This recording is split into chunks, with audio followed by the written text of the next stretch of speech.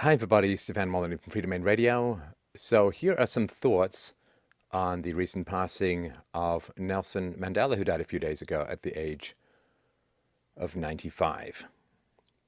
Now, the general story, of course, is that he was a freedom fighter who conscientiously resisted the racist apartheid regime of South Africa, was sentenced to prison for 27 years for resistance to state tyranny, and then was freed and loved his enemies and was the president of South Africa, and then retired to travel the world and smile beatifically at a wide variety of people and meet his favorite band, the Spice Girls. I kid you not. Well, like most things that are talked about in the media, there's not an overabundance of truth in the story. So let's look at some of the facts about this. I've actually spent some time in South Africa. My father worked there and has since retired from his job as a geologist. I know a little bit about it. I'm certainly no expert, but I will provide sources for everything in the description bar.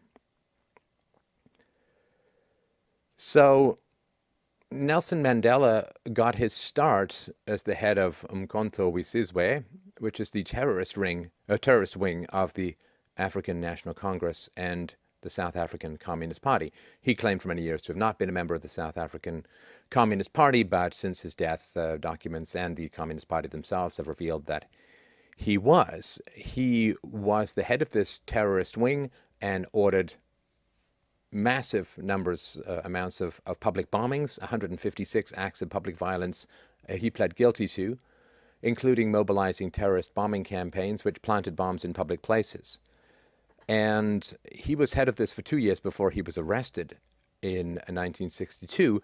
The terrorist wing then went on to put bombs in churches, in shopping centers, particularly around Christmas, and resulted in the deaths of many children, women, men, and of course, whatever beefs you have with your political regime, you can scarcely hold children responsible, though many of them were murdered by this group that he was the head of, again, after he left. Now, I have tried my best to try and find any sources for death counts that may have occurred on the bombings that he actually ordered, but that information does not seem to be available. Again, if you know any, I'd be happy to do a follow-up. So his MK terrorists did murder a lot of innocent people, and he did not renounce the violence. He's never condemned them. And so he was put in jail for ordering lots of bombings, similar to what happened in Boston and what happened in Oklahoma City and so on. Every government in the world would have locked this guy up. He was found with over 50,000 landmines, which had been sent to him by the communist government in Russia, and a wide variety of other anti-personnel weaponries and so on. So he was the head of a terrorist army. This, of course, does not justify the evils of apartheid and so on, but we'll get to that in a little bit.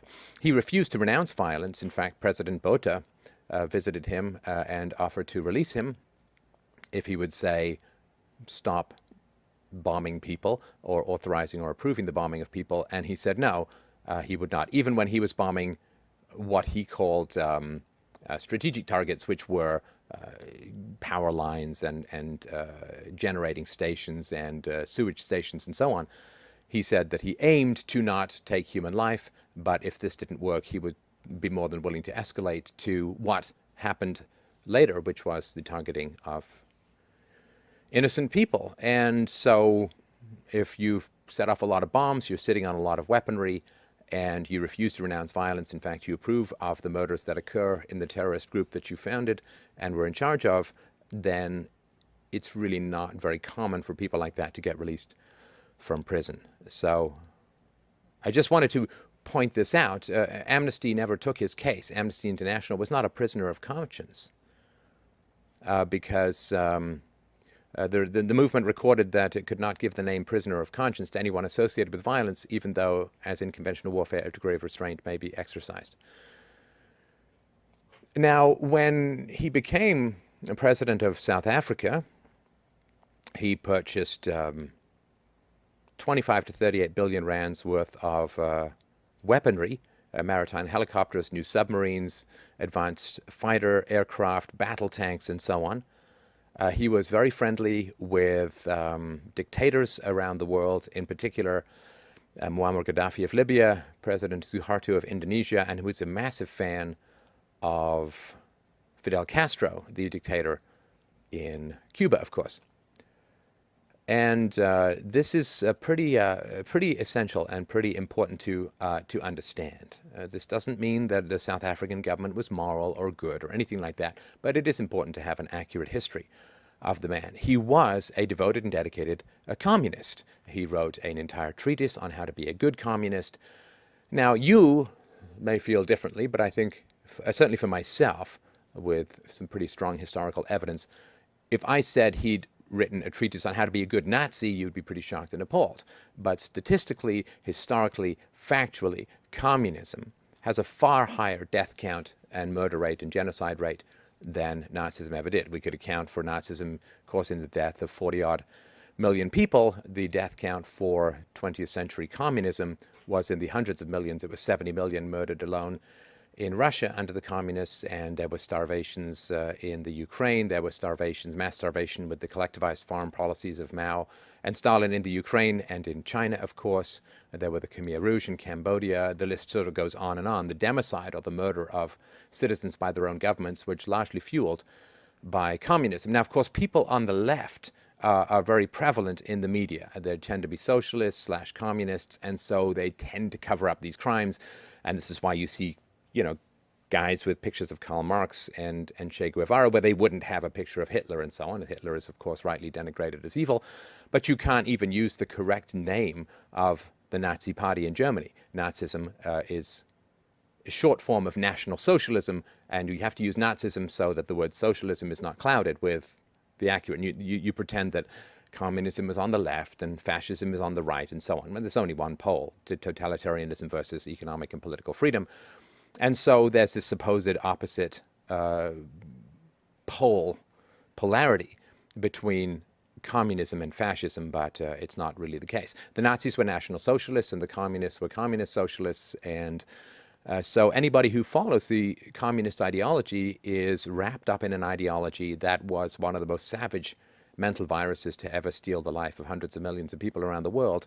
And you can find YouTube videos of Nelson Mandela singing songs about the endless murders of white people that he thought was a great thing to happen. So I think this is all really important stuff to understand. Now, as a committed communist, when Nelson Mandela took power in 1994 in South Africa, he instituted the usual grab bag of suicidal socialist economic policies. He nationalized the banks, he nationalized corporations, he nationalized the excavation of natural resources, and so on, thus causing a massive and catastrophic collapse in the economy. And everybody who was chanting, end apartheid and so on, I mean, if you really care about blacks in Africa, then you stick around after your supposed glorious revolution and find out what actually happened when the evil whites were driven out of power. And now there is a growing nostalgia for apartheid, which basically ran from 1948 until the early 90s. And 60% of South Africans now feel that the country was better run under apartheid, with both blacks and whites rated the current government less trustworthy, more corrupt, less able to enforce the law, and less able to deliver government services than its white predecessor. Transparency International released its 2013 Global Corruption Barometer report, finding South Africa to be among the most corrupt countries in the world. According to its findings, an astounding 83% of South Africans believe that the police force is corrupt. 36% of respondents admitted to paying at least one bribe to the police. Every day in South Africa, there are 59 murders, 145 rapes, and 752 serious assaults. This is all that is reported. A 2010 Medical Research Foundation survey found that more than 37% of men in South Africa admitted to raping at least one woman. 7% they had said they had participated in gang rape. This is, of course, absolutely appalling. There's a new common crime, the witch doctors say, because, of course, there's many people infected with AIDS. It's the rape of babies. Believe that having sex with a virgin is a cure for AIDS. And, of course, 12% of South Africa's population is HIV positive. President Mbeki says that HIV cannot cause AIDS. and that the cure is perceived among lots of people to be sex with a virgin, which creates enormous drivers towards the sexual rape or the rape of children. In response to growing violence, South Africa's Minister of Safety and Security, Steve Chitwede, says, we can't police this. There's nothing more we can do. South Africa's currency, the rand, has fallen about 70% since the ANC came to power in 1994. Emigration from South Africa, mainly of skilled people, is now at its highest level ever. And according to some black writers, the fact of business that is tragic, ordinary Africans were better off under colonialism. Colonial masters never committed anything near the murder and genocide seen under black rule in Rwanda, Burundi, Uganda, Nigeria, Mozambique, and other countries. Millions of blacks have been slaughtered in unspeakable ways, including hacking to death, boiling in oil, being set on fire and dismembered. And Mandela's been married 3 times, most recently when he was 80. His second wife, Winnie Mandela, was about as evil a human being as you can imagine. She was convicted of the torture and murder of a 14-year-old boy who she considered or called an informant. She was a big fan of what is called necklacing, which is a revolting practice wherein somebody you think is negative to the cause of black liberation, you wrap them in barbed wire, you jam a tire over their shoulders so they can't move, you pour gasoline into the rim of the tire, and you set fire to it, melting their face off, causing their eyeballs to explode, and having them die in unbelievably agonizing ways. And Mandela's wife was a big fan of this, repeated it many times, and was convicted at one point. And this is who he married. I believe that a man, to some degree, is known by the company that he keeps. The National Bureau of Economic Research found that the average income of all races in South Africa dropped 40% between 1995 and 2000. You need to hear that again. The National Bureau of Economic Research found that the average income of all races in South Africa dropped 40% between 1995 and 2000. This was under President Nelson Mandela, when he nationalized and when he socialized and so on. The UN 2006 Human Development Report found that over the last 3 decades, Africa has had a virtual reversal of human development. South Africa has dropped 38 places on the Human Development Index since 1994. The country of the world's first heart transplant, the Union of South Africa, is now the rape and murder capital of the world. 1 in 3 women will be raped before she reaches the age of 18. 1 in 2 women, 50% of the female population, is raped at some point in her lifetime. It is the rape and murder capital of the world. Now, given that most people prefer to be alive and dead, let's look at some of the history of colonialism. At the start of the year 1900, the African South Africans, the black South Africans, there are about 3.5 million of them, according to the British colonial government census. By 1954, which was 6 years after apartheid had started, African population soared to 8.5 million. By 1990, right before the end of apartheid, 35 million blacks. So a tenfold increase under colonialism and under the apartheid regime, a tenfold increase in the number of blacks. In the decades prior to apartheid, which started in 1948, the average life expectancy of African South Africans was 38 years of age. During the last decade of the apartheid era, the average life expectancy for South African blacks had risen to 64 years, which was on par with Europe's. And unfortunately, since the end of colonialism, and don't get me wrong, I'm no big fan of colonialism, I'm no big fan of statism at all. I consider it a generally immoral institution, but still we must look at the facts of better and worse. One of the things that's true about Africa, even under apartheid, is that the number of blacks who were struggling and striving and risking life and limb to get into South Africa from other of the crap pop dictatorships, black-run dictatorships in Africa, was huge. All the blacks in Africa pretty much wanted to get into South Africa. It was by far the safest place to be for a black person in the whole continent, which again is not huge praise for South Africa, but rather endless condemnation for the other dictatorships. A UN report said that Africa is the only continent, it's the only continent where poverty had increased over the past 20 years. If you look at places like China and India, millions and millions and millions of people are climbing out of poverty. If you just look at Nigeria alone, if you just look at Nigeria alone, sorry, Nigeria had pushed 71 million people below the poverty line. So the Human Development Index figure is a conglomeration of things that are good for people as a whole, of course. South Africa's Human Development Index numbers were far higher in 1995, after almost 50 years of apartheid rule, than it was in 2010 after 16 years of ANC rule.